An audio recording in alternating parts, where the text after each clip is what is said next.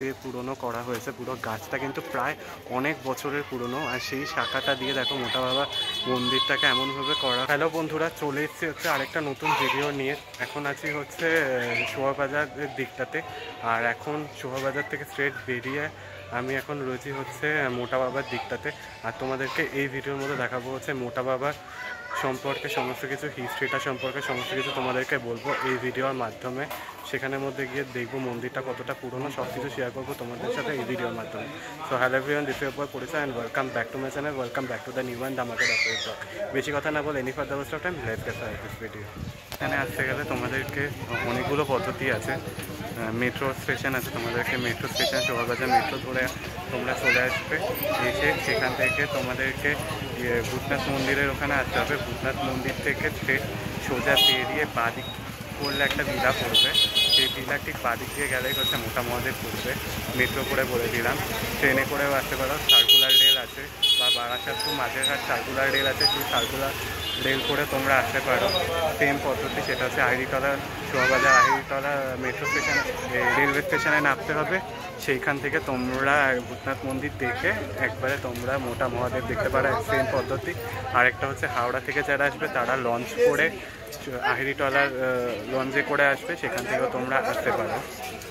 আর বাসে করেও তোমরা আসতে পারো, সেখানের মধ্যে অনেক শোভাবাজারে বাস পাবে, শিয়ালদা থেকেও বাস পাবে, হাওড়া থেকে বাস পাবে শোভাবাজার যাওয়ার জন্য। সেখানে নামবে শোভাবাজার স্টেশন স্টপেজের দিকে, সেখান থেকে তোমাদেরকে ভূতনাথ মন্দির আসতে হবে। ভূতনাথ থেকে ফের সোজা এসে মোটা মহাদেবের দিকটা আসতে হবে। এটাই হলো ল্যান্ডমার্ক বা রুট ম্যাপটা, তোমাদেরকে বলে দিলাম। এবার চলো ভেতরে তোমাদেরকে গিয়ে থাকে চলো রাখতে। ওকে ফ্রেন্ডস, দেখতে পাচ্ছ এই হচ্ছে মোটা বাবার মন্দিরটা। দেখো কতটা পুরনো, একটা পুরো বৃক্ষের শাখা দিয়ে পুরনো করা হয়েছে। পুরো গাছটা কিন্তু প্রায় অনেক বছরের পুরনো, আর সেই শাখাটা দিয়ে দেখো মোটা বাবার মন্দিরটাকে এমনভাবে করা হয়েছে, দেখলে বুঝতে পারবে। দেখো বেশ সুন্দর দেখতে লাগছে। আর এখানে কিন্তু প্রচুর মানুষ মানত করতে আসে। আর শিবরাত্রির দিন আর শ্রাবণ মাসে তো ধুমধাম করে মোটা বাবার পুজো হয় এবং বিশাল ভিড় হয়ে থাকে।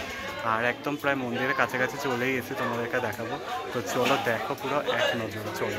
ওকে বন্ধুরা, তো চলে এসেছি হচ্ছে শোভাবাজারের মোটা বাবা মন্দির বা মোটা মহাদেব মন্দির, যেটা হচ্ছে শিবলিঙ্গ। আর এটা হচ্ছে কিন্তু কলকাতার মধ্যে সব থেকে বড় শিবলিঙ্গ, আর যার হাইট হচ্ছে কিন্তু প্রায় 10 ফুট বল ধরা হয়। আর পুরো দেখলে বুঝতে পারবে, দেখো পুরো অশ্বত্থ গাছটা নিয়ে এমনভাবে মন্দিরটার মধ্যে করা রয়েছে যেন দেখে মনে হবে যেন মহাদেবের জটা সেই পুরো মন্দিরটাকে ঘিরে রয়েছে।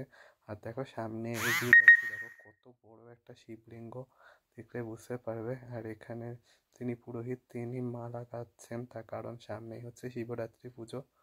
আর দেখো বিশাল পুরনো কিন্তু এই মন্দিরটি, প্রায় 200-250 বছরেরও বেশি পুরনো কিন্তু এই মন্দিরটা। দেখো কলকাতার মধ্যে কিন্তু সব থেকে বড় কিন্তু শিবলিঙ্গ হচ্ছে এটি, শোভাবাজারের মোটা মহাদেবের শিব মন্দির। আর ভেতরে কিন্তু রয়েছে অনেক কিছু দেবদেবতার ছবি। তো চলো ভেতরে গিয়ে তোমাদের সাথে কথা হচ্ছে, চলো। আনুমানিক 1794 সালে হাটখোলা দত্তবাড়ির মদন মোহন দত্তের 2 পুত্র এই মন্দিরটি প্রতিষ্ঠা করেন, যা প্রায় 200 বছরেরও বেশি পুরনো। এবং এই মন্দিরে ভাস্কর্য শিল্পী ছিলেন গদাধর দাস। তিনি বাঁকুড়া টেরাকোটার আদলে কিন্তু এই মন্দিরটিকে তৈরি করেছিলেন। এবং সময়ের সাথে সাথে কিন্তু এই ভাস্কর্যটি ধ্বংসপ্রাপ্ত হন। এবং এই মন্দিরটি কিন্তু প্রায় 200 বছরেরও বেশি পুরনো। আর এই শিবলিঙ্গটি প্রায় কিন্তু 10 ফুটেরও বেশি উচ্চতা যুক্ত। এই মোটা মহাদেবের মাথায় জল ঢালতে হলে এই লোহার সিঁড়ির ওপরে উঠে মোটা মহাদেবের মাথায় জল ঢালতে হয়। এবং এখানকার লোকমুখে প্রচলিত ছিল, আগে এই মোটা মহাদেবের মন্দিরের দিয়ে কিন্তু গঙ্গা নদী প্রবাহিত হতো। এমনও কথিত ছিল সেই গঙ্গা নদীর মধ্যে এই মোটা মহাদেব এই মন্দির থেকে স্থানচ্যুত হতো।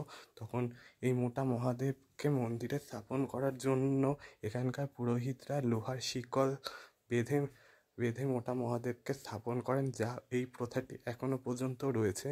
আর দেখলে বুঝতেই পারবে যে এই মোটা মহাদেবকে পুরোটাই কিন্তু শিকল দিয়ে বেঁধে রাখা হয়েছে। আর এখনো পর্যন্ত এটি তাই হয়ে থাকে। উত্তর কলকাতার মধ্যে এমন একটি শিবলিঙ্গ মন্দির রয়েছে যেটি কিন্তু শিকল দিয়ে বাঁধা রয়েছে এই মোটা মহাদেবে। আর এই মোটা মহাদেব কিন্তু খুবই জাগ্রত।